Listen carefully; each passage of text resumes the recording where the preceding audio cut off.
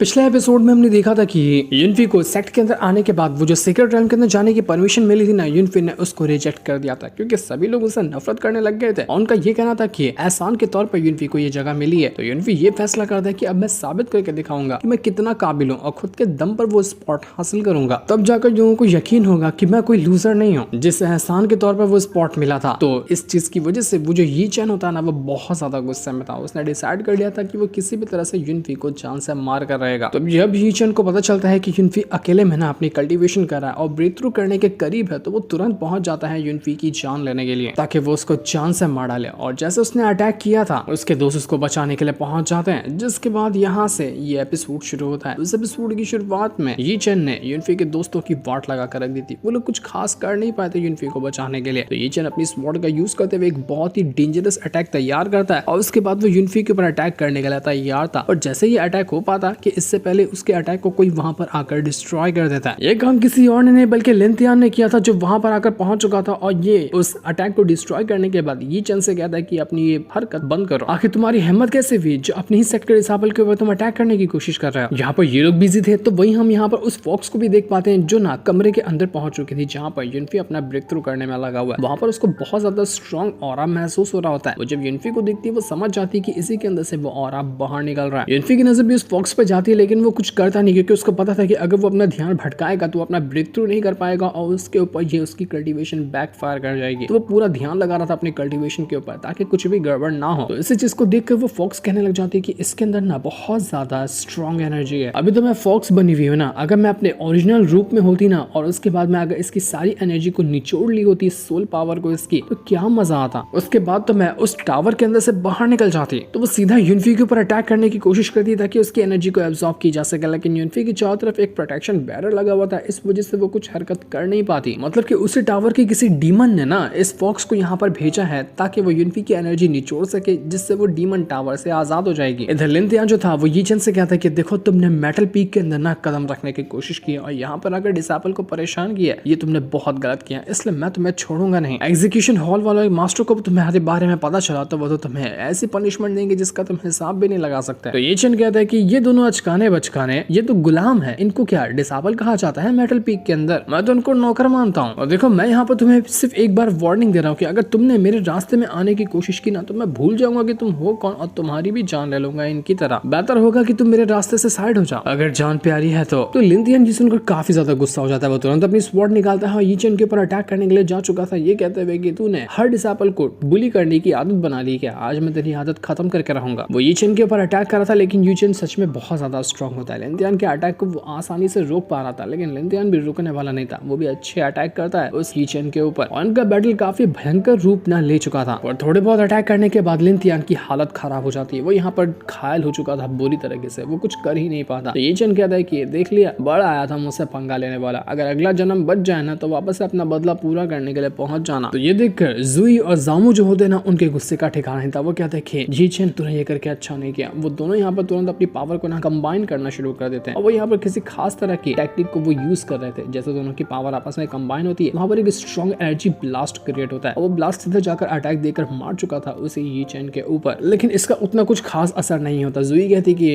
जामू, मैंने कहा था ना कि हमने अभी तक ये टेक्निक को अच्छे से कंप्लीट किया नहीं है, तो कैसे ये टेक्निक काम करेगी उतना खास तरीके से। देखो, इसका तो कुछ भी असर नहीं हुआ इन लोगों के ऊपर, लेकिन इतना हो गया था कि थोड़ा सा ना चोट लग गई थी उस यी चैन को, उसका हल्का सा कट लग के खून गिर रहा था। तो ये देखकर वो यी चैन कहता है कि तुम लोगों की हिम्मत कैसे हुई जो मेरा एक बूंद तुमने खून गिराया। आज तक किसी के अंदर हिम्मत नहीं थी जिसने मेरा ये काम किया हो। तो अब वो यहाँ पर अपने आइस एलिमेंट की पावर को यूज करने लग जाता। अब वो वाटर पीक से था, तो वो वाटर को आइस बनाकर वो जामो और जुई के ऊपर अटैक करने वाला था, लेकिन जैसे वो ये कर पाता कि उससे पहले यिंग जो होती है ना, वो यहाँ पर आकर पहुंच जाती है और उसने उस यी चैन के अटैक को डिस्ट्रॉय कर दिया था। वो बहुत ज्यादा गुस्से में आई हुई थी। वो कहती यी चैन से कि अबे तू अपने आप को समझता क्या है कि जो मन करेगा वो करेगा और तुझे रोकने वाला यहाँ पर कोई होगा भी नहीं। ये जुई और जामू जो है ना, वो मेरे दोस्त है और अगर इनके ऊपर तूने हाथ उठाने की कोशिश की ना, तो मैं तुझे छोड़ूंगी नहीं। यी चैन यिंग से कहते कि देख, ये मैटर जो है ना तेरे से रिलेटेड नहीं है, इसलिए कल्टी मार ले यहाँ से, क्योंकि यी चैन को पता था कि यिंग कमजोर नहीं है, वो काफी ज्यादा स्ट्रॉन्ग है और उससे पंगा लेना मतलब कि भारी पड़ सकता है उसको। इस वजह से वो उसको वहां से जाने की सलाह दे रहा था। वो कहता है कि तू जानती नहीं कि मैं कौन हूँ। तो यिंग कहती कि तू, ऐसा लग रहा है कि तेरा थोपड़ा कहीं देखेला है, लेकिन याद नहीं आ रहा। भगाओ, कहीं के नौकर, कहीं के गुलाम हो गए तुम लोग, क्योंकि ऐसी गंदी शक्ल वालों को कौन ही काम देगा।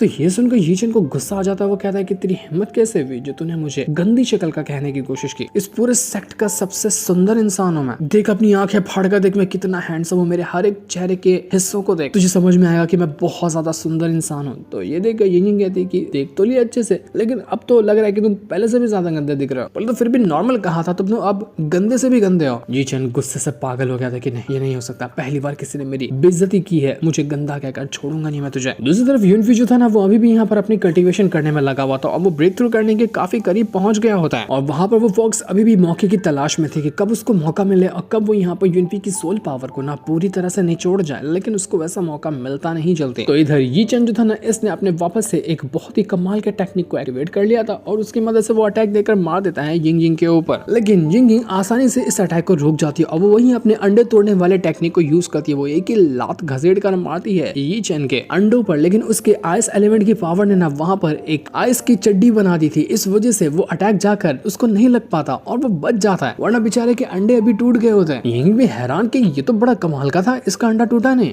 तो इस चीज से ना यी चेन और ज्यादा गुस्सा हो जाता है। वो एक बार फिर से अपनी पावर को एक्टिवेट करने लग गया था, लेकिन जैसे वो यहाँ पर कुछ कर पाता है कि इससे पहले ही वहां पहुंच जाता है। वहां पर आया था तियान्यू और वो अपने बंदों को लेकर आया हुआ था और आने के बाद वो यी चेन से कहने लग जाता है कि देख तुझे क्या लगता है कि हम यहाँ मेटल पीक के अंदर सारे के सारे लूजर भरे हुए हैं, हम लोगों के पास कोई ताकत नहीं है कि कोई बाहर के पीक वाला बंदा यहाँ घुस आएगा और हम ऐसे शांत बैठे रहेंगे, हम नहीं छोड़ने वाले तुम लोगों को। तो यी चेन कहता है तियान्यू से कि तियान्यू तो वैसे भी यूनफी से नफरत करता है ना, मैं भी तो उससे नफरत करता हूँ और मैं उसको ही मारने के लिए आया, तो क्यों ना हम दोनों यहाँ पर टीम बना लेते हैं। टारगेट तो अपन दोनों का एक ही है ना, यूनफी को मारना, तो टारगेट पूरा हो जाएगा। तो ये सुनकर तियान्यू कहता है कि देख वो जो पंगा है ना वो मेरे और यूनफी के बीच का है, तो मैं नहीं चाहता कि कोई तीसरा इसके अंदर टांग घुसाए। मैं इतना भी लूजर नहीं, इतना भी कमजोर नहीं कि ये पंगे को अपने हाथों से हैंडल ना कर सकूं। मेरे पर्सनल मामले में मत घुस। तो उस चीज को साइड भी कर दिया जाए ना, तो वो अब ना मेरे मेटल पीक का डिसाइपल हो चुका, और अगर यहाँ के किसी भी डिसाइपल को कोई नुकसान पहुंचाने की कोशिश करेगा तो मैं बीच में आकर उसको रोकूंगा ही। तो ये चल गया था कि ठीक है, जब मैं तुझे ऑफर दे रहा था कि तू मेरे गुस्से से बच सकता था, मेरा साथ दे सकता था, तूने उसको रिजेक्ट किया, तो मेरे सारे के सारे अटैक्स को ना तुम सब झेलने के लिए तैयार हो जाओ। देखता हूँ कि कौन ही मेरे सामने टिक पाता। वो एक बार फिर से अपनी पावर को एक्टिवेट करना शुरू कर चुका था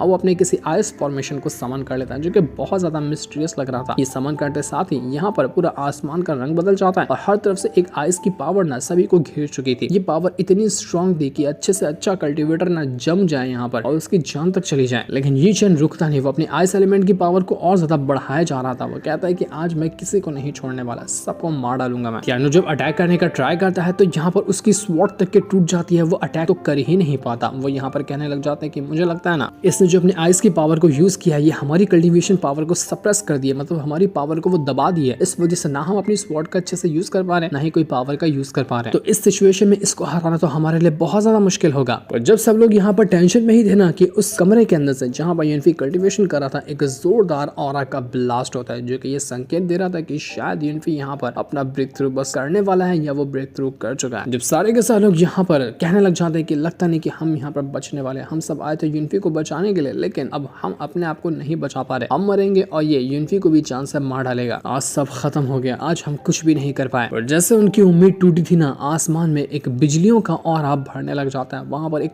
लाइटनिंग स्ट्राइक होती है और वो सीधा आकर गिरती है उस यी चेन के जो आइस एलिमेंट की पावर थी ना उसके ऊपर, जिससे होता है कि उसके आइस एलिमेंट की पावर एक सेकंड के अंदर चकनाचूर हो चुकी थी। किसी को यकीन ही नहीं होता कि आइस एलिमेंट की पावर आसानी से कैसे डिस्ट्रॉय हो गई। ये जो लाइटनिंग की पावर आई है, ये किया तो किया किसने? यी चेन खुद पागल हो चुका था। वो सब लोग आसमान की ओर देखने लग जाते हैं, ये है कौन, कौन आ रहा है यहाँ पर। तब जैसे उनकी नजर जाती है आसमान की तरफ ना, हम देख पाते हैं कि ये कोई और नहीं बल्कि यूनफी था, जिसने अपना ब्रेक थ्रू किया है, जिसका नया ट्रांसफॉर्मेशन हुआ है और वो इतनी कमाल की एंट्री मारते हुए आया था ना, जिसका कोई हिसाब नहीं था। उसी के अंदर से वो लाइटनिंग पावर निकली थी, जिसने सारे के सारे अटैक को डिस्ट्रॉय करके रख दिया। और अब यहाँ पर यूनफी पहुंच चुका था अर्थ रैल्म के ना लेटेस्ट स्टेज के ऊपर। जितने भी यूनफी के दोस्त वगैरह थे ना, बस उसको देखते ही रह जाता है कि क्या उसका कमाल का ट्रांसफॉर्मेशन हुआ है। उसके लुक्स देखो, उसके कपड़े देखो, उसका सब कुछ कितना ज्यादा कमाल का, इतना हैंडसम लग रहा है वो। यी चेन भी एक पल को एकदम दंग रह चुका था कि ये क्या किया इसने, लेकिन फिर भी वो उससे कहता है कि देख यूनफी, तुझे क्या लगता है कि तू यहाँ पर नया ट्रांसफॉर्मेशन बना कर आएगा तो तब तुम मुझसे मुकाबला कर पाएगा? नहीं कर सकता, अभी भी मैं तुझे हराने का दम रखता हूँ। तो वापस से अपनी स्वॉर्ड लिए यूनफी के ऊपर अटैक करने के लिए जा चुका था। तो ये होने से पहले यूनफी तुरंत अपनी प्रोफाउंड स्वॉर्ड बाहर निकालता है और उसकी मदद से जैसे ही उस येजा ने अपने अटैक किया था ना, उसके सारे अटैक को डिस्ट्रॉय करता था। प्रोफाउंड स्वॉर्ड सीधा उसके तरफ ही बढ़ने वाली थी, पर जैसे जैसे वो अपने आप को बचा लेता है, यूनफी रुकने वाला नहीं था। उसके ऊपर ना अटैक का तो असर होगा ही नहीं। जब वो ब्रेक थ्रू नहीं किया था तब कुत्तों की तरह मारा था इस यी चेन को, तो अब ब्रेक थ्रू कर चुका है, तो ये चेन की तो आज मौत लिख दी गई है।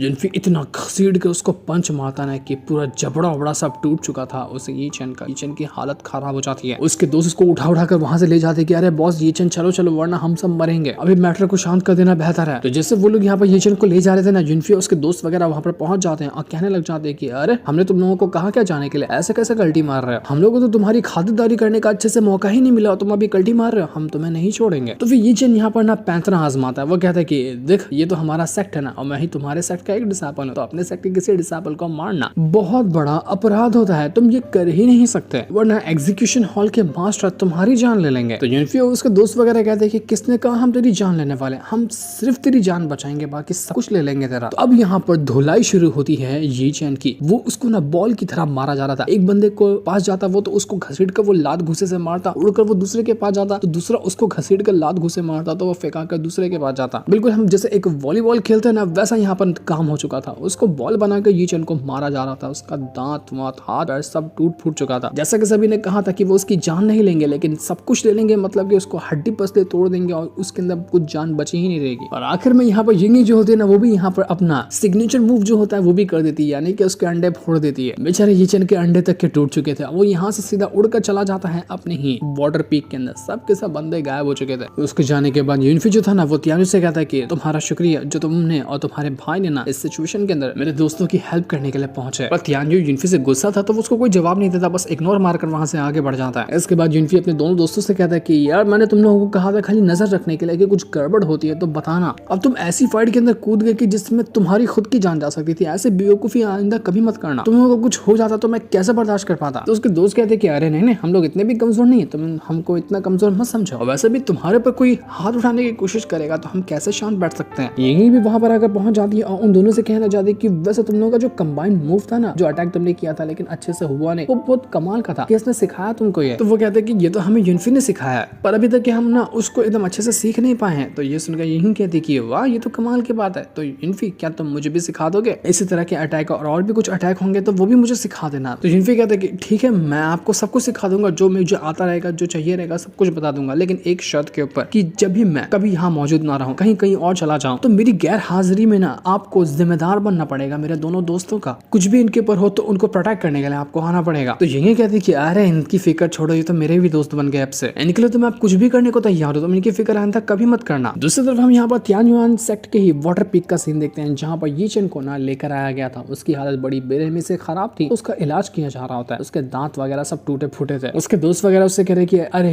यू चैन तुम ना क्यों इतनी ज्यादा टेंशन लेते हो, आज हमने इतना ध्यान नहीं दिया था, हमें नहीं पता था कि वो युनफी अपना ट्रांसफॉर्मेशन यूज कर लेगा, वो ब्रेक थ्रू भी कर जाएगा, साथ ही साथ वो तियानयू और लंतियान भी उसकी हेल्प करने के लिए पहुंच जाएंगे। इस वजह से हम हारे, वरना आज तो यहाँ पर युनफी अकेला होता ना तो उसको मार ही दिया जाता। तो युनफी कहता है कि वो सब छोड़, मुझे ये बता कि मैंने तुझे कहा था ना युनफी का बैकग्राउंड ढूंढने के लिए, वो कहाँ से आता है, क्या करता है, क्या उसका बचपन जवानी क्या थी, सब कुछ की इन्फॉर्मेशन चाहिए। तो वो उसका दोस्त कहता है कि हाँ मेरे पास एक लेटर है, उसमें लिखा हुआ युनफी के बारे में। तो जैसे है ये उस लेटर को पढ़ा होता ना, उसमें लिखा हुआ था कि युनफी ने ना वो जो थर्ड प्रिंस है यानी कि ब्यूटी ब्लेड का भाई, उसको ना पॉइजन से आजाद किया था, उसके पॉइजन को उसने ठीक किया था। तो इसकी वजह से ना उस प्रिंस ने युनफी को एल्केमी कंपटीशन जो होने वाला है कुछ दिनों बाद, उसमें इनविटेशन भेजी है। तो युनफी आगे चलकर उसी कंपटीशन में पार्टिसिपेट करने वाला है। तो ये सुनकर वो कहने लग जाता है ये चैन के अच्छा, तो इसके ऊपर वो प्रिंस मेहरबान है ना, उसी के दम पर ये युनफी इतना ज्यादा उछलता है कि मैं कुछ भी कर लूं वो प्रिंस तो मुझे प्रोटेक्ट करने के लिए पहुंच जाएगा। और यहाँ पर ये जो लेटर भेजने वाला था ना, कोई और नहीं था बल्कि वो जो ब्यूटी ब्लेड का भाई है उसका ही बड़ा भाई होता है। उसने सारी की सारी जानकारी दे दी इस ये चैन को, मतलब कि हो सकता है कि वो कुछ अलग ही प्लानिंग कर रहा होगा इस ये चैन के साथ। तो ये चैन कहने लग जाता है कि बस अब मौका चाहिए मुझे युनफी को मारने का, अगर मैंने उसको मार दिया ना तो एडर प्रिंस जो है जिसने मुझे ये लेटर भेजा है वो मुझसे बहुत ज्यादा खुश हो जाएगा, लेकिन मैं अपने हाथों से तो युनफी को नहीं मार सकता वरना पंगा हो जाएगा और मैं उस सीक्रेट रेल में जाने की अपॉर्चुनिटी खो दूंगा, मुझे कुछ और बंदोबस्त करना पड़ेगा। तभी वहां पर डिमोनिक ऑरा फैलने लग जाता है और यहाँ पर वो डिमोनिक ऑरा जो था वो पूरी तरह से भर कर उस ये चैन से कहने लग जाता है कि अगर मैं तुम्हारी हेल्प करूं उस युनफी को मारने के लिए तो कैसा होगा। जिसके बाद तुरंत ही वहां पर वो फॉक्स आ जाती है और फॉक्स ने आने के बाद अपनी पावर का यूज करते हुए उस ये चेन के ऊपर अटैक करना शुरू कर दिया। तब अपनी सारी की सारी पावर को ये चेन के अंदर डालते हुए उसको पोजेस करने की कोशिश कर रही थी। और तब हम देख पाते हैं कि फॉक्स ने अपने आप को अपने ओरिजिनल रूप में ढाल लिया था, जो कि एक फॉक्स स्पिरिट बन जाती है। वो इतनी ज्यादा सुंदर लग रही थी जिसका कोई हिसाब भी नहीं लगाया जा सकता, बहुत ज्यादा सुंदर होती है वो। तो यहाँ पर वो आने के बाद कहने लग जाती है उसे ये चेन से कि अगर मैं तुम्हारी हेल्प करती हूँ ना युनफी को मारने में, तो मेरा भी इससे काम हो जाएगा, क्योंकि मुझे उसकी सोल पावर चाहिए। तुम बस एक काम करो, युनफी को किसी भी तरह से ना वो जो टावर है जहाँ पर मैं रहती हूँ वहां तक ले आ। वहां के आने के बाद ना सब कुछ का बंदोबस्त मैं कर लूंगी।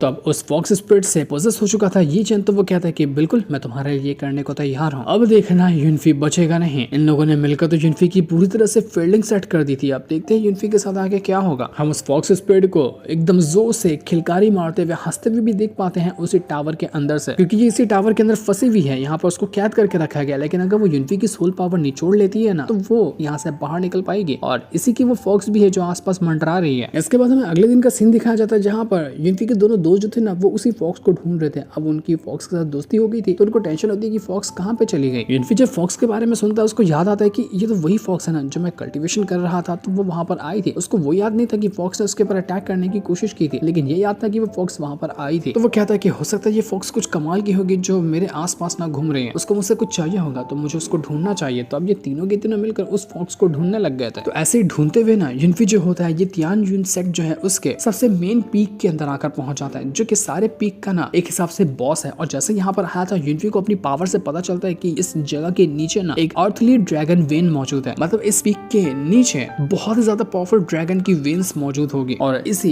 ड्रैगन स्प्रेड को, ये जो ड्रैगन वेन्स है, इसको सप्रेस करने के लिए ना ऊपर 5 एलिमेंट के पीक बनाए गए, क्योंकि हर पीक के नाम अलग अलग एलिमेंट से आते हैं और वहां पर वो एलिमेंट की पावर है ना। तो ये यहाँ पर एक 5 एलिमेंट फॉर्मेशन होता है, जो हर एक पीक एक एक फॉर्मेशन बनाता है। और जब ये सारे फॉर्मेशन आपस में मिले हुए ना, तभी जाकर वो जो ड्रैगन वेन है ना ये तियानजुन सेक्ट के नीचे मौजूद है, वरना वो वहां पर कुछ गड़बड़ कर सकती थी। जो चीज ये दर्शाती कि जिसने भी इस सेक्ट को बनाया है, मतलब कि पहला जो इंसान होगा इस सेक्ट की शुरुआत करने वाला, वो बहुत ज्यादा स्ट्रॉन्ग होगा। उसे ने तैयार किया होगा ये 5 एलिमेंट फॉर्मेशन, और उसने वो ड्रैगन वेन को सप्रेस किया होगा नीचे। युनफी को वहां पर एक गोल्डन लाइट भी नजर आती है, लेकिन वो देख नहीं पा रहा था कि वो गोल्डन लाइट आ किस चीज से रही है। युनफी कहता है कि मेरे पास तो मेरे पिछले लाइफ की पावर है, अपनी सोल पावर को यूज करके भी नहीं देख पा रहा कि वो गोल्डन लाइट किसमें से आ रही है। मतलब कि जब तक वहां पे ना पहुंचा जाए तब तक कि उसको सेंस ही नहीं किया जा सकता। तभी वहां पर यीचन आकर पहुंच जाता है। तो ये देखकर युनफी उसको कहता है कि तू यहाँ पर क्या करने के लिए आया। तो यीचन कहते हैं नहीं ब्रो, मैं तो तुमसे माफी मांगने के लिए आया था। मैं जानता हूँ कि मुझसे बहुत बड़ी गलती हो गई, मैं अपनी गलती के लिए शर्मिंदा हूँ, और हम तो एक ही सेक्ट के डिसाइपल है ना, इसलिए मैं यहाँ पर रिक्वेस्ट लेकर आया कि तुम मुझे माफ कर दो। ये पक्का उसी फॉक्स स्पिरिट जो है उसके कंट्रोल में रहकर ऐसी बातें कर रहा था। तो युनफी जो होता है ना उसको वापस से वही डिमोनिक ऑरा ना सेंस होने लगता है। जब वो फॉक्स आसपास होती है ना, उस टाइम जैसा ऑरा महसूस होता है, तो वैसा भी इसको वापस से महसूस होने लग गया था, जो कि आ रहा था उसी यीचन के अंदर से। तो युनफी समझ जाता है कि कुछ ना कुछ तो मामला गड़बड़ है। वो कहता है कि मैं सोच कर बताऊंगा कि तुम्हें माफ करना है या नहीं करना है, क्योंकि अभी मैं थोड़ा सा बिजी हूँ, मैं अपनी उस लिटिल फॉक्स को ढूंढ रहा हूँ। तुम्हारे अटैक करने की वजह से ना वो डर के मारे कल रात को ही कहीं छुप गई थी। तो यीचन कहते कि फॉक्स, अरे हाँ मैंने अभी एक फॉक्स को देखा जब मैं यहाँ पर आ रहा था, वो उसी फॉरेस्ट की तरफ गई है जहाँ पर वो डीमन टावर भी है। कहो तो मैं तुम्हें अपने साथ ले चलता हूँ, चलोगे मेरे साथ? हम दोनों उस फॉक्स को ढूंढ लेंगे। यही तो यहाँ पर फॉक्स ने उसको काम दिया था कि उसको युनफी को किसी भी तरह से वो जंगल के अंदर ले जाना है। तो युनफी को ये बात नहीं पता थी, इसलिए वो यीचन से कहता है कि ठीक है ले चलो मुझे, तुमने कहाँ पर उस फॉक्स को देखा है। तब ये लोग उसी डीमन टावर की तरफ बढ़ना शुरू हो चुके थे। काफी दूर तक सफर करने के बाद वो जंगल वाले एरिया में आ जाते हैं जहाँ पर वो डीमन टावर मौजूद है, जहाँ यीचन अपने मन के अंदर कह रहा था कि इस युनफी ने ना बहुत परेशान किया, बहुत इसने मुझे तकलीफ दी है ना, आज सारी चीजों का बदला पूरा होगा, आज ही युनफी की जान जाएगी, आज ये बचने वाला नहीं है, बहुत हो गया इसका नाटक। वो यहाँ पर युनफी को एक प्लेटफॉर्म के पास लेकर आता और कहने लग जाता है कि इसी प्लेटफॉर्म के पास मैंने उस लिटिल फॉक्स को देखा था कुछ टाइम पहले, अब वो यहाँ पर नहीं दिख रहे, ढूंढो वहां पर होगी शायद। तो जैसे युनफी उस प्लेटफॉर्म पे खड़ा होता है ना, यीचन तुरंत अपनी पावर का यूज करते हुए उस प्लेटफॉर्म को एक्टिवेट कर देता है, जो कि किसी तरह का ट्रैप था, और उसके अंदर जाकर अब युनफी फंस चुका था। यही तो काम था उस यीचन का। उसने यहाँ पर उस फॉर्मेशन के अंदर युनफी को ट्रैप करके रख दिया। यीचन कहता है कि देखा युनफी, तुझे तो फंसाना बिल्कुल आसान लगा, मुझे लगा था कि थोड़ा सा मुश्किल होगा, लेकिन तू तो मेरी एक बात के अंदर ही मेरी बात मान गया और यहाँ पर आकर मेरे जाल में तो फंस चुका है। अब तो नहीं बचने वाला, तेरा आज मरना तय है। लेकिन हम देख पाते हैं कि युनफी का पीछा करते हुए ना यहाँ पर उसके दोस्त भी आकर पहुंच चुके थे, लेकिन अभी वो लोग कुछ नहीं करते युनफी को बचाने के लिए, क्योंकि उनको देखना था कि यहाँ पर खाली यीचन ही ही मौजूद है या फिर कोई और भी उसके प्लान में शामिल है। इसलिए वो थोड़ा सा सही लम्हे का इंतजार करते हैं और अपना जो एडर था ना उसको संपर्क करने की कोशिश करते हैं ताकि उनको भी इसके बारे में बताया जा सके। वो जो फॉक्स स्पिरिट थी यहाँ पर तुरंत ही युनफी को अपने कंट्रोल में लेने की कोशिश करती है। वो कहती है कि हालांकि मेरा शरीर ना इस डीमन टावर से बाहर नहीं निकल सकता, लेकिन जो भी इस जंगल के अंदर आता है और मेरे फॉर्मेशन के अंदर जाता है मैं उसको कंट्रोल आराम से कर सकती हूँ। तो युनफी तू भी अब मेरे कंट्रोल में आ चुका है। वो तुरंत यहाँ पर युनफी की जितनी भी सोल पावर होती है ना उसको एब्सॉर्ब करने के लिए कुछ अपनी आर्मीज को भेज देती है। युनफी परेशान हो चुका था कि यार ये क्या हो रहा है, मैं कैसी जगह पर आकर फंस गया, मुझे यहाँ पर कुछ भी करना होगा ना एकदम सोच समझ के करना होगा, क्योंकि अगर मैंने एक भी गलत कदम उठाया तो हो सकता है कि मेरी जान चली जाए, क्योंकि ये जगह बहुत ज्यादा मिस्टीरियस लग रही है और मैं समझ नहीं पा रहा कि यहाँ पर है क्या। उस यीचन गधे के बच्चे ने मुझे यहाँ पर लाकर फंसा दिया, उसकी बात पे भरोसा करना ही नहीं चाहिए था। तो युनफी जिस ट्रैप वाले फॉर्मेशन के अंदर फंस चुका था ना वो यहाँ पर उस फॉर्मेशन को ना समझने की कोशिश करता है कि कैसे मैं इस फॉर्मेशन को रोक कर यहाँ से बाहर जा सकता हूँ। तो थोड़ा सा वो दिमाग लगाता है, थोड़ी सी अपनी पावर का यूज करता है, तो उस फॉर्मेशन से बाहर निकलने का तरीका ना काफी हद तक के ढूंढ चुका था, लेकिन वो बाहर निकल पाता। इससे पहले वो जो फॉक्स स्पिरिट ने अपनी आर्मी को भेजा था ना युनफी की सोल पावर को करने के लिए, वो वहां पर पहुंच जाती है और अब वो युनफी के ऊपर अटैक करने लग गई थी। युनफी यहाँ पर बाहर निकलने की कोशिश करता है, लेकिन गड़बड़ ये हो जाती है कि अब वो ना इसी चक्कर में गलत जगह पर पैर रख देता है और इस वजह से ये फॉर्मेशन और भी ब्रूटल अटैक मारना शुरू कर देता है युनफी के ऊपर। अगर उसने एक भी गलत जगह पर पैर रखा ना फॉर्मेशन के, तो फॉर्मेशन उसकी जान ले लेगा। उसको सही जगह पर पैर रखते हुए यहाँ से बाहर निकलना पड़ेगा। अपनी पावर का यूज करते हुए जितने भी अटैक्स वगैरह आ रहे थे वो उनको रोकने की कोशिश करता है, लेकिन वो अटैक्स बहुत ज्यादा स्ट्रॉन्ग थे और उन्होंने यहाँ पर युनफी को पूरी तरह से जकड़ लिया था। इसके बाद वो आर्मी आकर युनफी की सोल पावर को सक करने लगती है। युनफी को इतनी तकलीफ हो रही थी कि वो तकलीफ बर्दाश्त ही नहीं कर पा रहा था। वो उसकी सोल पावर को सक करके सीधा वो जो फॉक्स स्पिरिट की ओरिजिनल बॉडी होती है ना उसमें ट्रांसफर करने लगते हैं। फॉक्स स्पिरिट कहती है कि इतने दिनों के बाद मुझे यहाँ पर ना मेरी ओरिजिनल बॉडी को अच्छे से सेंस करने का मौका मिला है। ये जो फॉक्स स्पिरिट थी इसका नाम था हू मियाओ। बड़ा ही प्यारा नाम था, जितनी प्यारी वो दिखती है वैसा ही उसका नाम भी था। हू मियाओ कहती है कि मुझे इतने से सबर नहीं हुआ, मुझे और चाहिए युनफी की सोल पावर, मैं अभी रुकने वाली नहीं हूँ। तो अपनी और बड़ी आर्मी को भेजती ताकि युनफी की और ज्यादा पावर को वो निचोड़ सके।